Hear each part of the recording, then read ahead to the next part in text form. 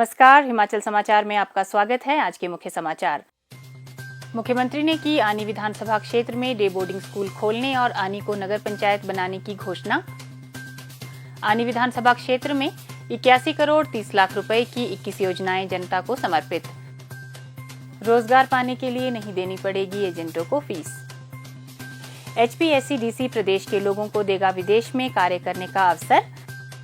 राज्य एवं राष्ट्रीय स्तरीय खेल प्रतियोगिताओं में भाग लेने वाले खिलाड़ियों को मिलेगी विशेष खेल अवकाश उपस्थिति। लंबरदार जनकल्याण महासंघ ने मानदेय बढ़ाने के लिए मुख्यमंत्री का किया आभार व्यक्त। गांव की बेटियां महिलाएं बन रही उद्यमी। हिमीरा शॉप से आत्मनिर्भरता और संस्कृति का नया अध्याय कर रही हैं शुरू। और अब समाचार विस्तार से। मुख्यमंत्री ठाकुर सुखविंदर सिंह सुक्खू ने कहा कि हिमाचल को हरित, आत्मनिर्भर और समृद्धशाली राज्य बनाने के लिए सरकार प्रतिबद्ध है। कुल्लू जिला के निरमंड उपमंडल के अंतर्गत बागा सराहन में एक जनसभा को संबोधित करते हुए मुख्यमंत्री ने यह संकल्प दोहराया तथा इस दिशा में प्रदेश सरकार द्वारा किए जा रहे प्रयासों का विस्तार से जिक्र किया। मुख्यमंत्री ने कहा, एक ऐसी व्यवस्था है जिसमें भ्रष्ट व्यवस्था को ठीक करने की जरूरत है और उस व्यवस्था में कई ऐसी चीजें थी जहां आपका पैसा, जब जनता का पैसा भ्रष्ट रास्तों के द्वारा बांट दिया जाता था। उन भ्रष्ट रास्तों को कैसे बंद किया जाए, उसमें तकलीफ भी होती है, कष्ट भी होते हैं, अड़चने भी होती है।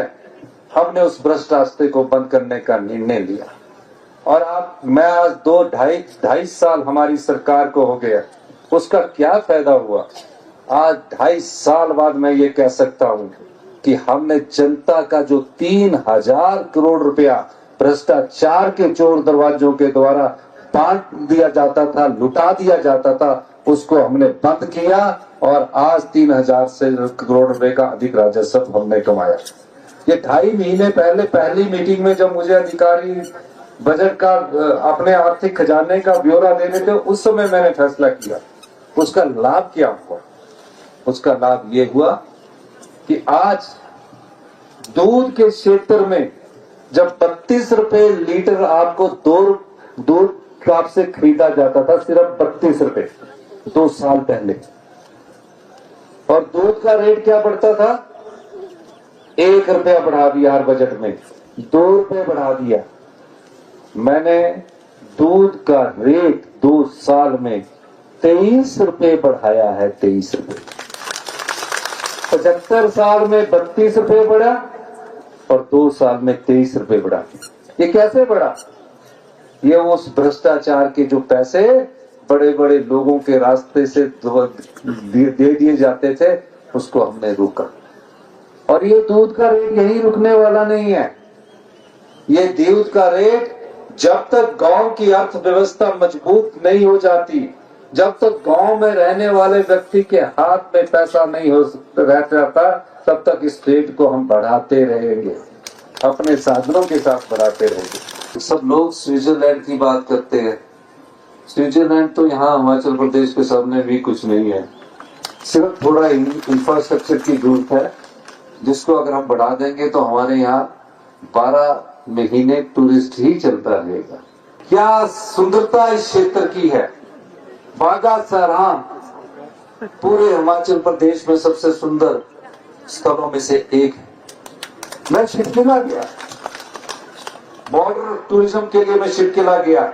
हमारी सोच थी, मैंने भारत सरकार से वो बात उठाई, 75 साल तक किन्नौर के लोग भी शिरकिला तक नहीं जा पाए थे। जो बॉर्डर के लोग तो गए थे, लेकिन पीछे वाले नहीं जा पाए।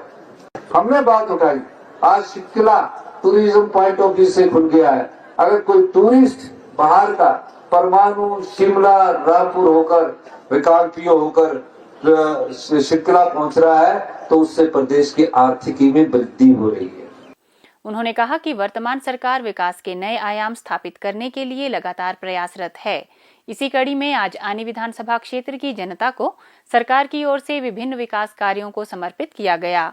उन्होंने कहा कि बागा सराहन से निरमंड और आनी उपमंडल के लिए 81 करोड़ 30 लाख रुपए की 21 विकास योजनाओं का लोकार्पण और शिलान्यास करके क्षेत्रवासियों को लाभान्वित किया गया है। मुख्यमंत्री ने आनी विधानसभा क्षेत्र में Rajiv Gandhi day boarding school खोलने की घोषणा की। इसके अलावा आनी क्षेत्र में सीबीएसई से संबंधित स्कूल जल्द खोलने का आश्वासन दिया। उन्होंने बागासराहन क्षेत्र के युवाओं को ई कार्ड पर 50% अनुदान देने की घोषणा भी की। जलोड़ी जोत से रघुपुरगढ़ और सरेउलसर तक ब्राइडल पाथ बनाने, बागासराहन से बठाड़ सड़क का सर्वेक्षण कार्य के लिए 1 करोड़ रुपए जारी करने और आनी को नगर पंचायत बनाने की घोषणा भी की। मुख्यमंत्री ने सराहन में झील निर्माण के लिए 1 करोड़ रुपए जारी करने का आश्वासन दिया। महिला मंडलों को 1-1 लाख रुपए देने तथा बागासराहन में नेचर पार्क विकसित करने की घोषणा भी की। इस दौरान मुख्यमंत्री ने प्रदेश सरकार की महत्वाकांक्षी इंदिरा गांधी प्यारी बहना सुख सम्मान निधि योजना की राशि भी लाभार्थी महिलाओं को वितरित की। इसके अलावा इंदिरा गांधी सुख शिक्षा योजना, मुख्यमंत्री सुखाश्रय योजना, मुख्यमंत्री शगुन योजना, मुख्यमंत्री कन्यादान योजना तथा बेटी है अनमोल योजना के लाभार्थियों को प्रोत्साहन राशि वितरित की।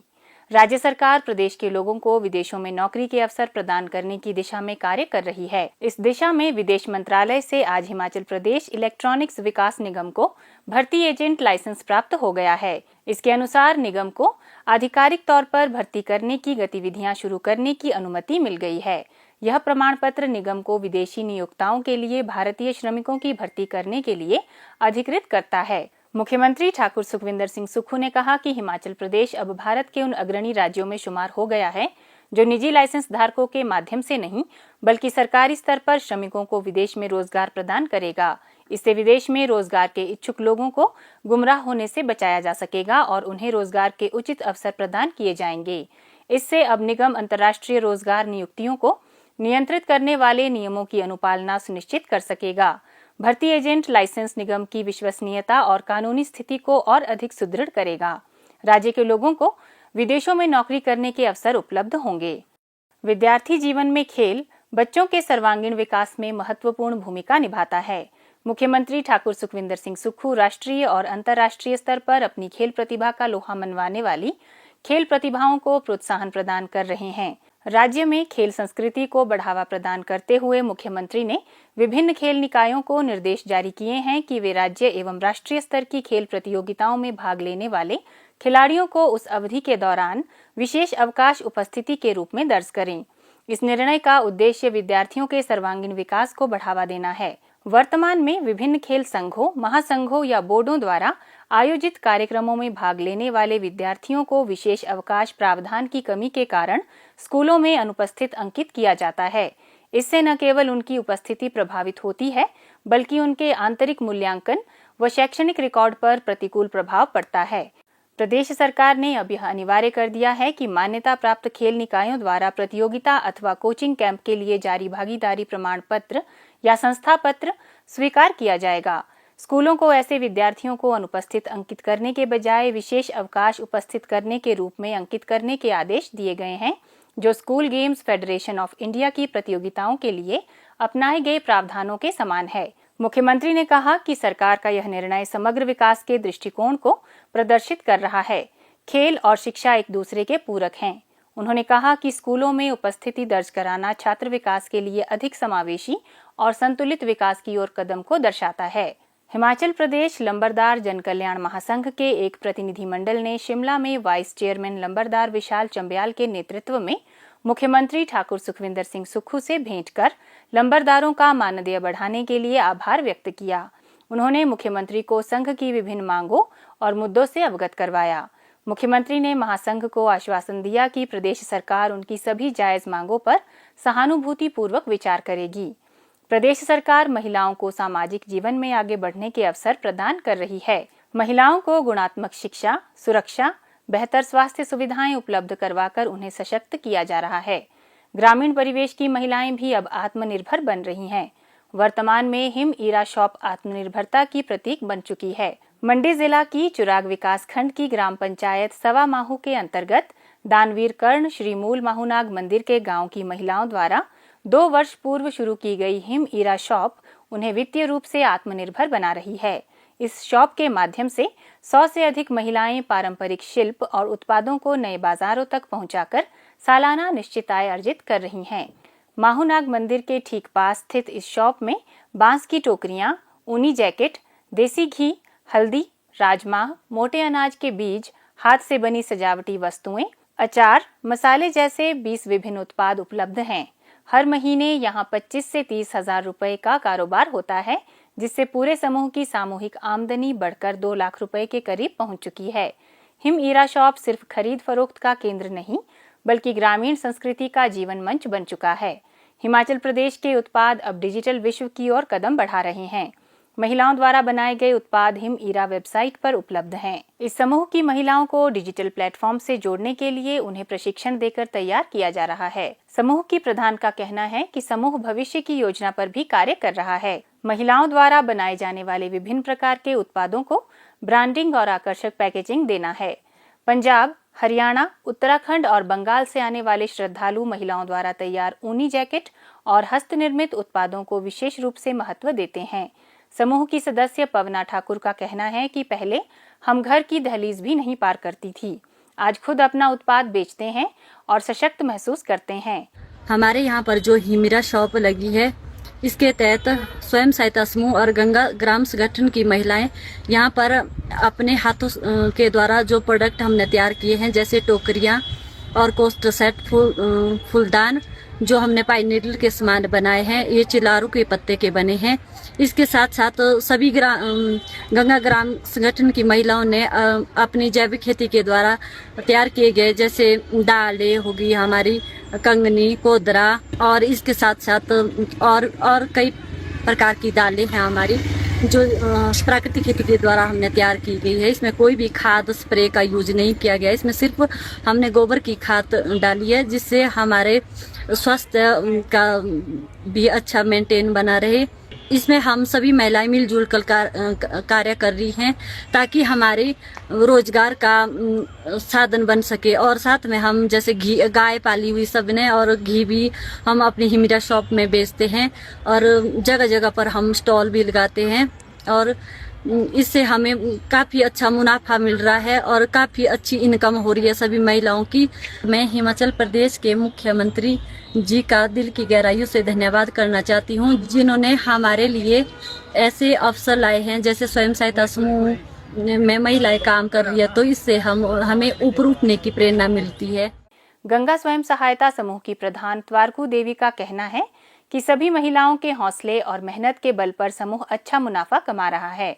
अब हम हिम ईरा नाम को ब्रांड बनाकर देश भर में पहुंचाना चाहती हैं, जिसके लिए प्रयास किए जा रहे हैं। हमारे स्वयं सहायता समूह में 20 समूह जुड़े हैं और लगभग 60 महिलाएं इस समय कार्य कर रही हैं, जो हमारे पास सामान दे रही हैं, और हम उनको रोजगार भी प्रदान कर रहे हैं, और हम स्वयं भी इससे लाभान्वित हो रहे हैं। इस शॉप में हमारी लगभग आय 20 से 25 हजार मंथली हो जाती है, और हम जो हमारी इसमें इनकम होती है उसको हम सभी महिलाओं में बांट देती हैं। इस तरह से हमारी बहुत सी महिलाएं लाभान्वित हो रही हैं। और सरकार का भी मैं बहुत धन्यवाद करना चाहूंगी कि जो हमारे लिए इस तरह की स्कीमें प्रदान कर रहे हैं, जिससे हमारी महिलाओं को एक स्वरोजगार का साधन प्राप्त हो रहा है। और हम सरस अफेयर में भी इसके एग्जीबिशन लगाते हैं, और एक मार्केटिंग का अच्छा व्यवसाय हमारे लिए बना हुआ है। हिमाचल समाचार देखने के लिए सब्सक्राइब करें YouTube channel Himachal Samachar, like करें Facebook page information and public relations department Himachal Pradesh और सीएमओ हिमाचल, फॉलो करें x@DPRHP और सीएमओ हिमाचल, फॉलो करें इंस्टाग्राम @DIPR हिमाचल और सीएमओ हिमाचल, विजिट करें वेबसाइट www.himachalpr.gov.in। इस अंक में इतना ही, कल फिर होगी मुलाकात, दीजिए इजाजत, नमस्कार।